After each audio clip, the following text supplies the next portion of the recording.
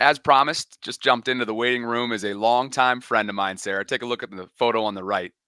Take you back to Oh, look at January of you too. 2015. SUNY Albany, the color analyst for the Great Danes, a mid-major powerhouse back then with Will Brown at the helm, was one Zach by who was kind enough to take me under his wing. Here he is now, all these years later, crushing it in the Denver market. He hosts The Drive on 104.3 The Fan with former Bronco Philip Lindsay. He used to be with Stokely. And now, Mr. 518, who's now killing it in Denver, joins us. Zach meets Sarah. Sarah meets Zach. Great to see you, brother. How are you? I'm doing fantastic. Great to meet you, Sarah. Fired up to be here. Really fun game this weekend that, quite frankly, and thanks for that great open, Bobby. It's great to see you too, man. And, when the schedule came out, we were examining everything Denver Broncos from a rebuilding vantage point. And that only got confirmed with the first two games of the year. And the Broncos had a 1% chance to make the playoffs after the first two games. And here they are at 5-3, same record as Baltimore. And we're just looking at the entire matchup and the outlook of the Broncos season so vastly differently than we did even really 6 weeks ago. So really looking forward to the weekend. Zach, if you feel like the intro was kind, Bobby's been singing your praises all week long.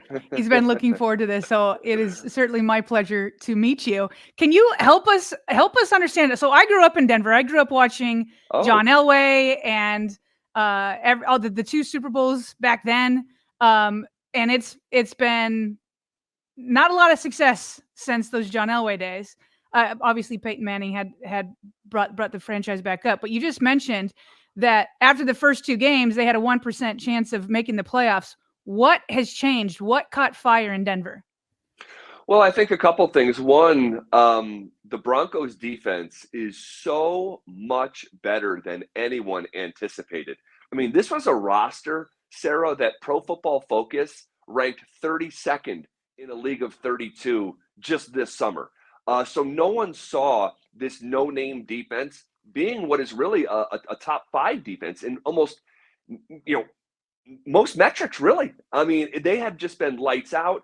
Vance Joseph, former head coach of the Broncos, swallowing the jagged pill of humility to circle back to Denver as a coordinator after being fired by the guy that you just mentioned, John Elway, a few minutes ago. And so the whole story here is really unique. It's really unique. So I would start with the defense of how the Broncos have won 5 of their last 6 games. They have been suffocating and really fun to watch. I mean, Vance Joseph is dialing up pressures and blitzes with not oversaturating it. And it's just pushing the right buttons at the right times. And you look at the Broncos, I mean, they have 12 different players, guys, that have a sack at the midway point after 8 games.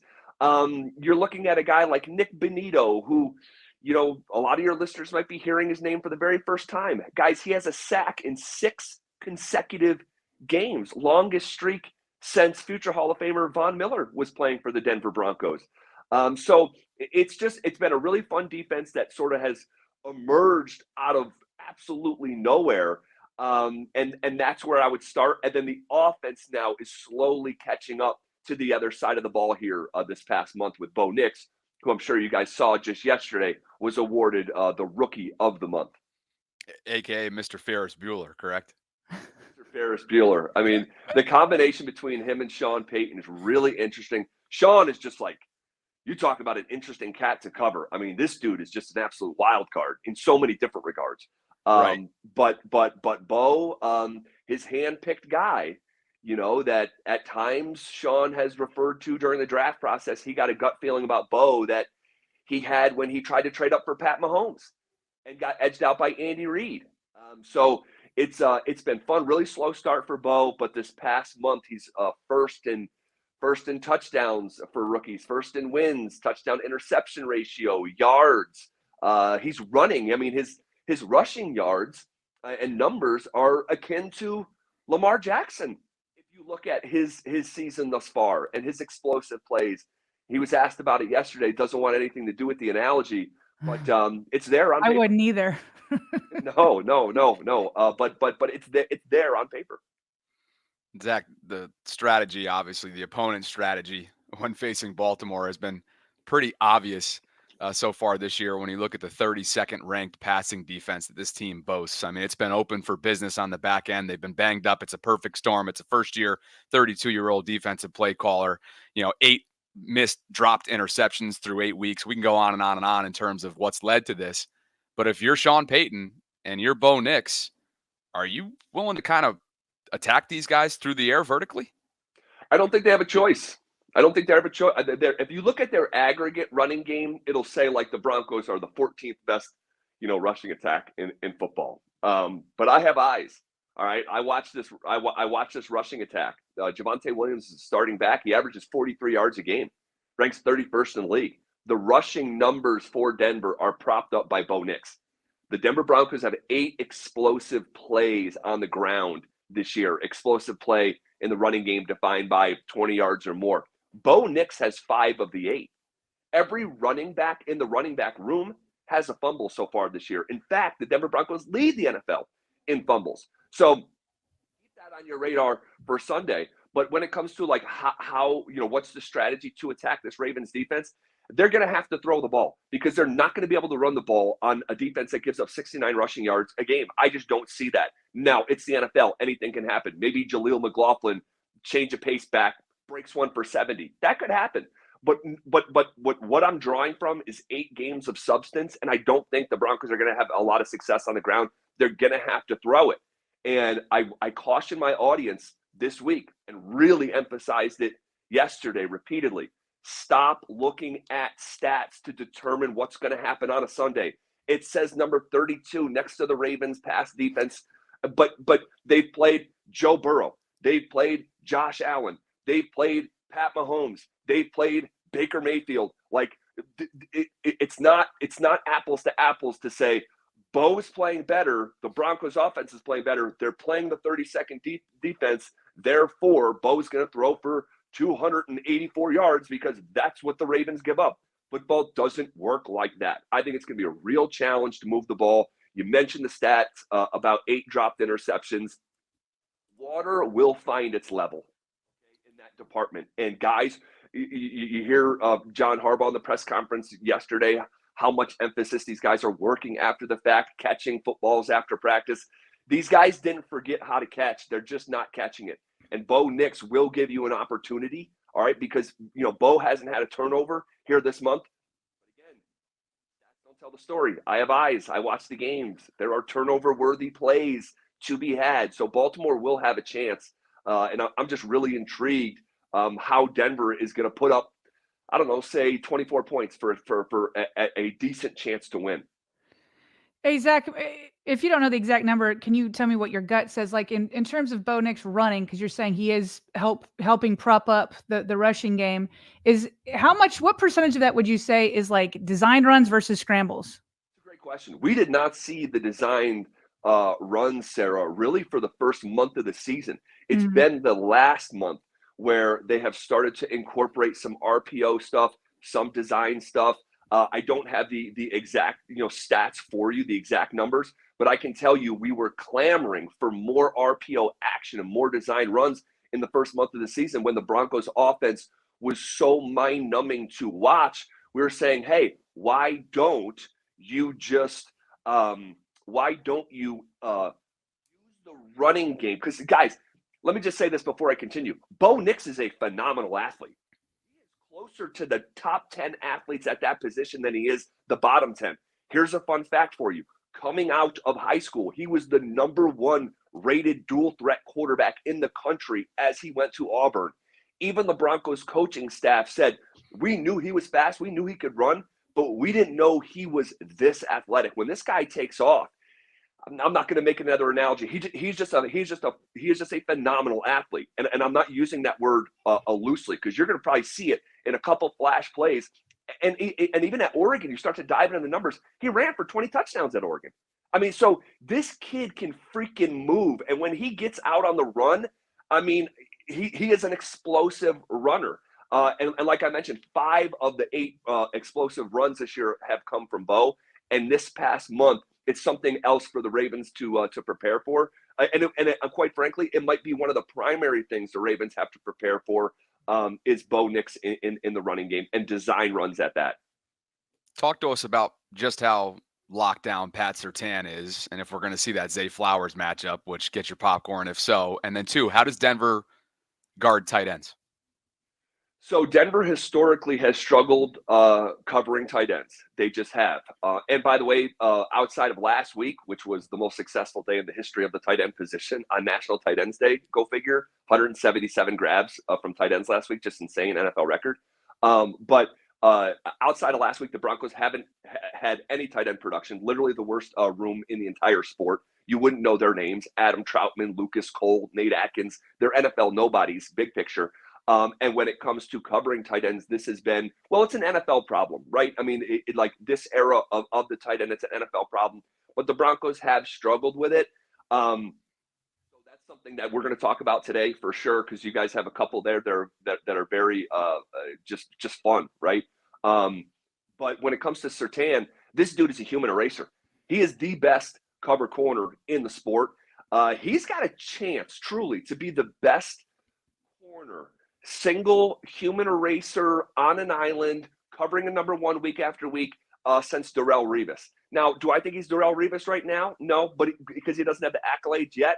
But they're starting to stack up. They're starting to stack up. Whether you're talking about all pros, Pro Bowl appearances, go through Pat Surtain's game log so far this season and look at the wide receivers that he has eliminated from the game. Like, I'm talking like DK Metcalf, like 2 catches for 30 yards. Garrett Wilson, a catch for like 11 yards. George Pickens, just, you don't even realize he's playing in the game. I mean, it's been unbelievable. This kid as an individual talent. And now, guys, you're starting to see the best of Pat Surtain. Why? Because the Broncos are getting after the quarterback in the way that they have not through the first 3 years of Pat Surtain's career. He's already been an all-pro without it, but now he's the best in the game with it. And when you talk about marrying up a pass rush to cover corners, it's one hand washing the other there. And so they're getting after the quarterback. They have 30 sacks or whatever it is on the season, and you're seeing just the best of Pat Surtain. Zach, this question's kind of looking back a little bit, but I ask it because Russell Wilson is now in the division. He's playing well. Sean Payton's doing well now with Bo Nix. So they're both having success without each other. It was a mess together. Do you feel like it was just one of those situations that they just didn't mix together? Like, what happened? Well, wow. I mean, I don't mean to take you too far back. No. I mean, truly, this is its own podcast. Like, this next topic is its own podcast, because I don't know if I've ever seen a coach and quarterback that were both as successful as they've been that quite literally hated one another. hated. Okay. And just the tone setting nature of the relationship before they ever even got on the same page in the facility. It was Sean Payton being asked about Russell Wilson's, quarterback coach having access to the facility, having his own offense or office on the floor with like management, and Sean was like, yeah, I'm not familiar with that. None of that's going to happen here. And it was just like, whoa. And then from there, the dominoes kept falling, and Russell Wilson, oh man, Russ is such a different dude. He's such a unique dude, and he's not like one of the guys. That's not, that like that phrase, like he's one of the guys. Like Russell is not.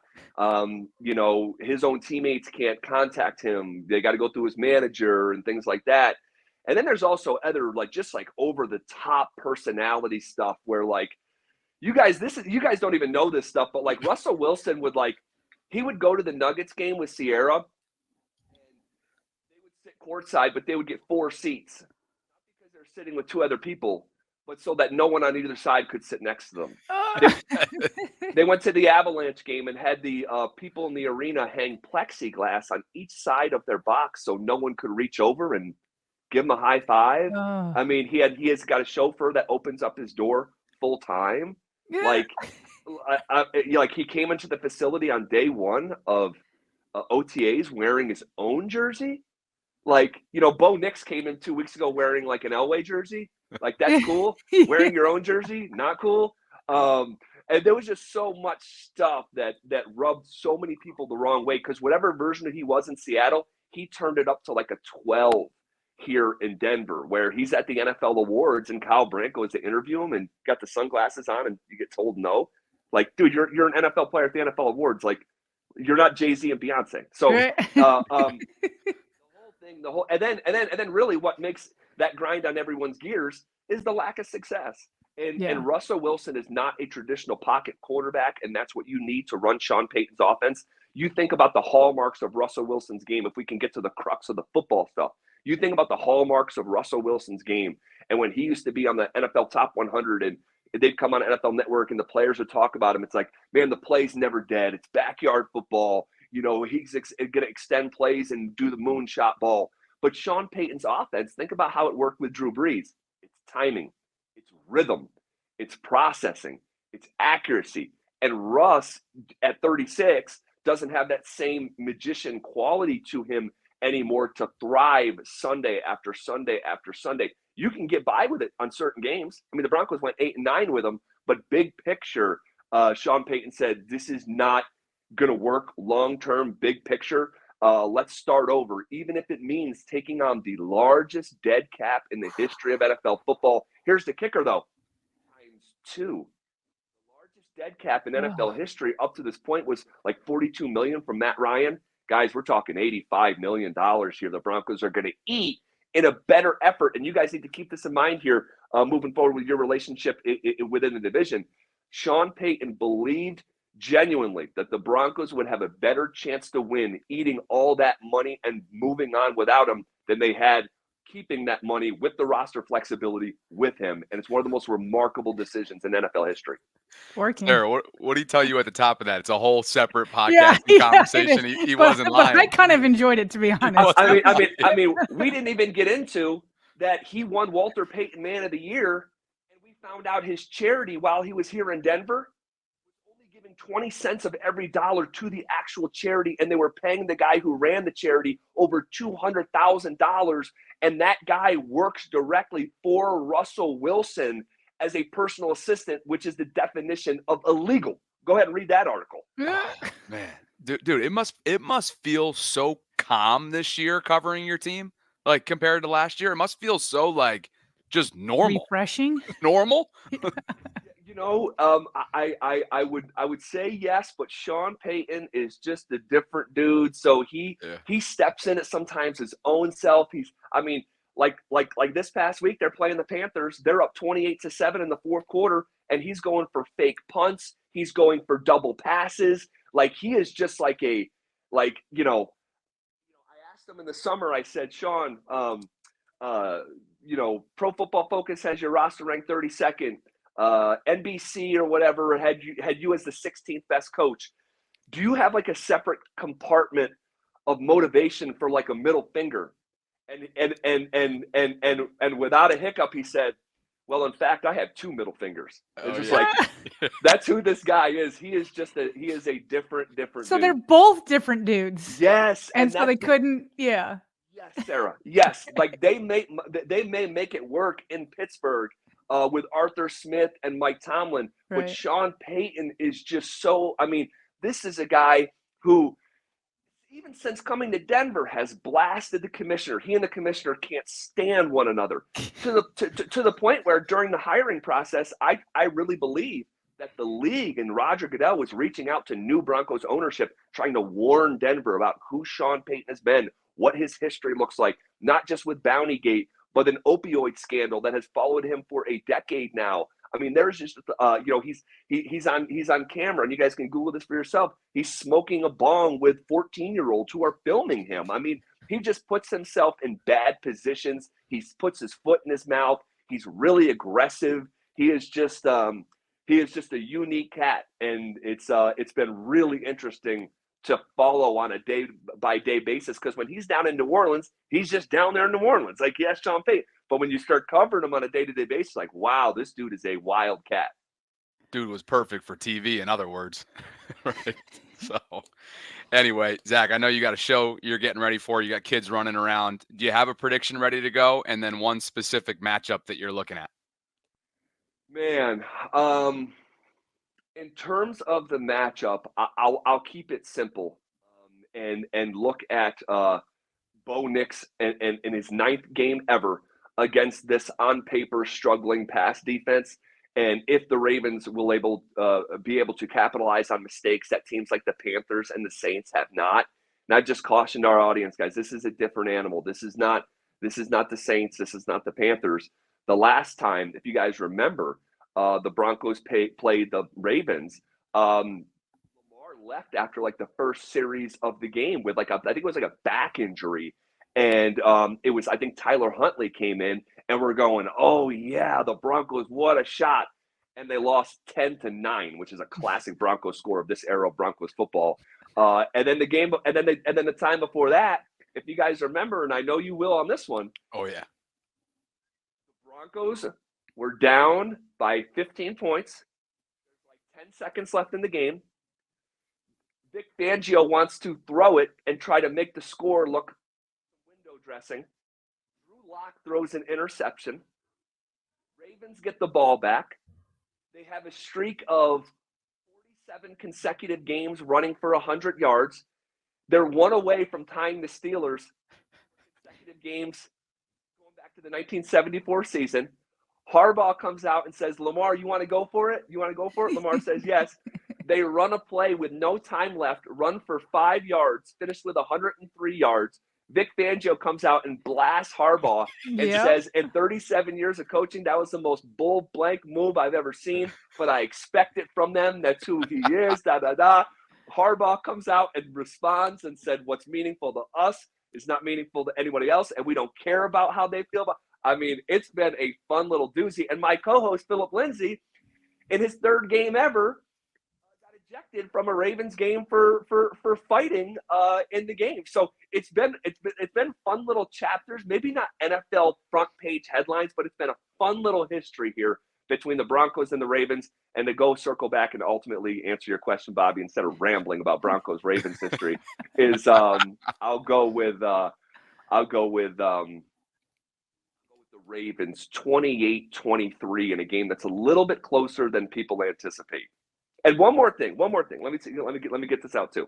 The most famous moment in Broncos history involving the Ravens was Peyton Manning's first year in Denver, 2012, in a game in Denver where people believe that even though the Broncos went on to win a Super Bowl later with Peyton, that the best team was in 2012. And Joe Flacco threw a pass over the top in Denver on that Super Bowl run. And the name, you guys don't know him here in Baltimore, but the name Raheem Moore lives in infamy here in Denver for allowing the over-the-head pass with almost no time left. It goes into overtime. Ravens win. They go on to win the Super Bowl. Broncos lose. And that's another ugly chapter for us here in Denver. But I think the Ravens go ahead, Sarah. I was just going to say he's the equivalent of Lee Evans here in Baltimore, who dropped a touchdown-winning pass against the Patriots the year before the Ravens went on to win it all. Yeah. And I'm a Bills fan, so I remember that name, Lee Evans, well. Yeah, it's funny. Each team's got its own little history, their own little chapters that no one else the chapters that no one else around the country reads that like the back of your hand. And rest in peace, Jacoby Jones, of course, on the receiving end there of the Mile High Miracle that year. And we lost him over the summer, which was brutal news. But Zach, you can be found on X at Buys Line. You got the show coming up with Philip, right? What's your slot time again? So we're afternoon drive. We're 2 to 6 here locally, 4 to 8 on your end. And if you guys want to hear our angle, and I like to do this from time to time, if you want to hear what we're saying about Ravens football and the matchup and all the dynamics at work, you can go to denversports.com and just click listen live, and we'll be there live today from 4 to 8 your time. Done. I'm glad we fit this in. I appreciate your time. Have a great show. Enjoy the weekend, brother. It's always good to see you. Thank you guys so much, Bobby. Great to see you. Sarah, great meeting you, and look forward to doing this again. Thanks, Zach. Absolutely. Zach by 104.3, the Fan's finest, and a good friend of mine from the upstate New York region. Oh, he came prepared on that one, and he is a storyteller. If you didn't already know, those of us who got our start in radio, we can talk, and Zach is one of those, and he is a storyteller. But he has the Ravens 28-23. It might be time for our predictions right now. Yeah, you go. Go for it. I feel like I've gone first the last few times. Okay, sounds good. Let's pull up the rankings. And as Zach said, he made a couple good points here, right? You can't always make blanket statements sometimes, even though it is 8 games of substance, solely based on statistics, solely based on rankings. I'm going with the Ravens here, but I think Denver's going to give them a game. I do. And I think that if you don't account for who's been a game wrecker for them defensively, Zach Allen, their defensive end, and that's going to be problematic for Lamar Jackson. It's going to be problematic for that Ravens offensive line. You have to throw away from Pat Surtain. He was not joking around. If you start to really study what Pat Surtain has become, and they backed up the Brinks truck for him this offseason, this dude is a lockdown corner. And I would imagine he's going to be assigned to Zay Flowers. So this could be a bit, you heard, if there is somewhere, again, statistically speaking, the Denver defense has been nothing short of dominant. They're carrying the Broncos, Sarah, the way that the Ravens offense is carrying this team in Baltimore. Okay? If there was a game and if there was a area that you could attack that's vulnerable, it's the way they cover tight ends. And I think Mark Andrews and Isaiah Likely are in for a highly impactful game. 8 dropped interceptions. Something's got to give through 8 weeks. They've been on the jugs machine all week long. If your prediction comes to fruition, Marcus Williams will be out there, and he will have been sparked based on everything that's taken place here in the media, with John Harbaugh referring to it as an internal type situation. I think Lamar and company, from an offensive standpoint, are able to hang 30+ on this team. We still see some of these issues defensively, maybe not communication, but I'm talking about execution. And I think the Ravens win 31-21 on Sunday at the bank. How about you? Yeah, well, it was funny because Zach was, I mean, they've been dying to get a quarterback that's going to work there, and you can tell Zach is just like completely energized by Bo Nix. And as he noted briefly, Bo Nix was named the Rookie Offensive Player of the Month, which was somewhat surprising to me because I thought Jaden Daniels would get it. But I think it speaks to, you could debate who got it, but it speaks to that Bo is even in that conversation. But it's funny that Bo was like, I don't want the comparisons to Lamar, but Zach was like giving it. He's like on paper. Then I'm looking over here and Lamar is like almost double the rushing yards of Bo Nix. But well, like he's talking said, about, he was talking about those explosive plays or whatever. Yeah, but because like you said, they were only doing. I think that if they did the RPO stuff and all that, I actually think that works in the Ravens' favor. I think the Ravens by going up against Lamar in practice all the time. I said the same thing with Jaden Daniels, that I feel like that works in your favor rather than just like picking apart your pass defense. But like you said, they are going to try to test it for sure. I'm still, listen. Clearly, the Broncos defense is better than the Ravens defense. I'm still not totally bought in because they've faced one offense that ranks in the top 10 in DVOA, and that's the Bucs.